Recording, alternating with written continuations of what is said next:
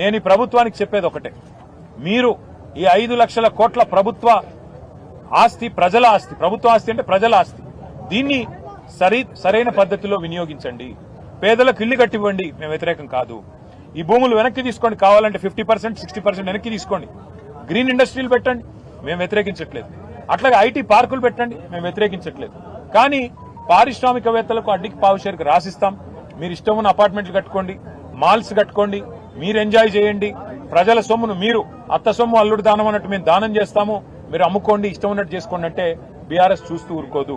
నేను పారిశ్రామికవేత్తలు కూడా చెప్తా ఉన్నా, మీరు ఈ ప్రభుత్వం ఇచ్చే ఆషాఢపు సేల్ ఆఫర్ లాంటి ఆఫర్లు తీసుకొని మీరు 4 డబ్బులు కట్టి ఇది మాది అయిపోతుంది అని మీరు అనుకుంటే మీరు పప్పులో కాలేస్తున్నారు. ఖచ్చితంగా మళ్లీ వచ్చేది బీఆర్ఎస్ ప్రభుత్వమే. మేము ఈ HILTP అనే పాలసీ ఏదైతే ఉందో దీన్ని ఖచ్చితంగా రద్దు చేస్తాం. ఇవాళ ఎవరైనా డబ్బులు పెడితే మీరు నష్టపోతారు. ఇక్కడ కార్మిక నాయకులతో మాట్లాడినాం, వారు అంటున్నారు ఈ ప్రాంతంలో 3-4 లక్షల మంది కార్మికులు ఉన్నారు, మరి మేమెక్కడ పోవాలా అని వారు మాట్లాడుతున్నారు. అంటే నిజంగా ఒక పరిశ్రమను తరలించాలంటే కూడా కొంత ప్లానింగ్ ఉండాలి. ఆ పంపించే కాడ, అందుకే మా ప్రభుత్వంలో ఆనాడు ఫార్మా సిటీ అని పెట్టాం ముచ్చెర్లలో. 19,000 ఎకరాలు ఈ పరిశ్రమలు తరలించాలి అంటే అక్కడ కాలుష్యం రాకుండా జీరో ఎఫ్లూయెంట్ పెట్టి అక్కడ తరలించాలని మేము ప్లాన్ చేస్తే, ఈయన వచ్చిన తర్వాత రేవంత్ రెడ్డి గారు అక్కడ కూడా రియల్ ఎస్టేట్ దందా చాలు చేసినాడు. ఫ్యూచర్ సిటీ పేరిట అక్కడ రియల్ ఎస్టేట్ దందా, ఇక్కడ HILTP పేరిట ఇక్కడ రియల్ ఎస్టేట్ దందా. ఈయనకు తెలిసింది రియల్ ఎస్టేట్ బ్రోకరిజం తప్ప ఇంకొకటి ఏది తెలియదు. పరిశ్రమలు తెచ్చేది తెలియదు, ఉపాధి కల్పించేది తెలియదు, భూములు అమ్మడం తెలుసు. ఇవాళ మన కుకట్పల్లి కుత్బుల్లాపూర్లో హౌసింగ్ బోర్డు ల్యాండ్లు అమ్ముతా ఉన్నారు. హౌసింగ్ బోర్డు ల్యాండ్లు ఎందుకు? పేదవాళ్ళకి ఇచ్చేదానికి పెట్టినారు, పేదవాళ్ళకి ఇల్లు కట్టించేదానికి. వాటిని అమ్ముతున్నాడు. రోజు చూస్తే ఇవాళ పేపర్లు చూడండి, కోకాపేటలో ఎకరం 130 కోట్లకు పోయిందని చెప్పి ప్రభుత్వం గొప్పగా రాయించుకుంది. మరి 130 కోట్లు కోకాపేటలో ఎట్లుంటది? పక్కనే ఒక 15 కిలోమీటర్ల దూరంలో ఉండే జీడిమెట్ల షాపూర్ ప్రాంతంలో ₹1 ఎట్లుంటది ఎకరం? ఇది ఎక్కడ న్యాయం? పోనీ ఇప్పుడు మా దేవదానం గారు ఉన్నారు, ఆయనకు మరి మీరు ఇక్కడ కూడా గజం 4,000 రూపాయలకి ఇస్తే ఆయన కూడా కొనుక్కుంటాడు. వాళ్ళ మొత్తం సంఘం కూడా మీరు ఇవ్వండి, ప్రభుత్వం ఒక ఎకరం మొత్తం ఈ యూనియన్కి ఇవ్వండి, 4,000 రూపాయలు గజం చొప్పున. మేము కావాలంటే చందాలేసి వాళ్ళకి మేము కూడా సాయం చేస్తాం. వాళ్ళకి ఇవ్వరు, కార్మిక సంఘాలకు ఇవ్వరు, పేద ప్రజలకు ఇవ్వరు. కానీ ఎవరికి ఇస్తారు?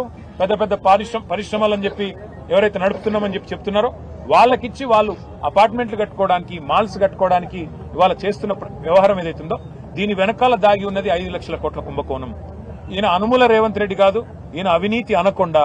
ఈయన అన్నదమ్ముళ్ళు, ఈయన చుట్టూ ఉండే కొంతమంది రియల్ ఎస్టేట్ మాఫియా, వాళ్ళందరూ కలిసి ఈ 9,300 ఎకరాల మీద కన్నేసి వాటిని కాజేయడానికి లక్షల కోట్ల రూపాయలు ఢిల్లీకి కప్పంగా కట్టడానికి, ఢిల్లీ పెద్దలకు పంపి పదవులు కాపాడుకోవడానికి మూటలు పంపి చేస్తున్న ఒక కుయుక్తి. దీన్ని బీఆర్ఎస్ అడ్డుకుంటుంది. ఇది కేవలం ప్రారంభం మాత్రమే. రేవంత్ రెడ్డి గారు అనుకుంటుండొచ్చు ఒకరోజు వచ్చినారు పోయినారు ఏం చేస్తారని. ఏం చేస్తామో చూపెడతాం. హైదరాబాద్ నగరంలో ప్రతి గల్లీలో ప్రజలను కూడగడతాం, ప్రతి నియోజకవర్గంలో కూడగడతాం. కూడగట్టి చైతన్యవంతులు చేసే విధంగా సదస్సులు ఏర్పాటు చేస్తాం, హాల్ మీటింగ్లు ఏర్పాటు చేస్తాం.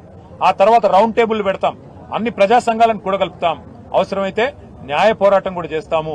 ఏ పరిస్థితుల్లో కూడా దీన్ని వదిలిపెట్టు. నేను మళ్లీ చెప్తా ఉన్నా పారిశ్రామికవేత్తలకి, 2 ఏళ్ల తర్వాత మళ్లీ వచ్చేది బీఆర్ఎస్ ప్రభుత్వమే. కేసీఆర్ గారు ముఖ్యమంత్రిగా మళ్లీ తిరిగి ఈ రాష్ట్రానికి రాబోతా ఉన్నారు.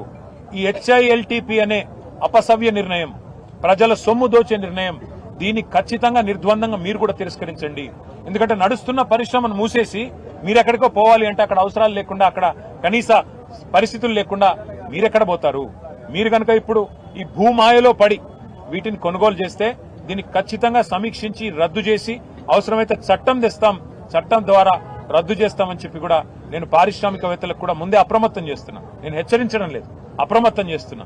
రేవంత్ రెడ్డి భూకుంభకోణంలో మీరు భాగస్వాములు అవుతే మీరు కూడా నష్టపోతారు. దయచేసి మీరు పెట్టిన డబ్బులు కూడా నష్టపోతారు. ఇటు పరిశ్రమ పోతుంది, అటు భూమి కూడా పోతుంది. ఎటు కాకుండా మీరు పోతారు. ముందే నేను మిమ్మల్ని అప్రమత్తం చేస్తున్నా అని చెప్పి కూడా తెలియజేస్తూ, ఈ భూ కుంభకోణాన్ని దయచేసి మీడియా కూడా మాకు సహకరించాలి. దీన్ని వెలుగులోకి తీసుకొచ్చేది మా కార్మిక సంఘాల నాయకులతో కూడా నా ప్రార్థన.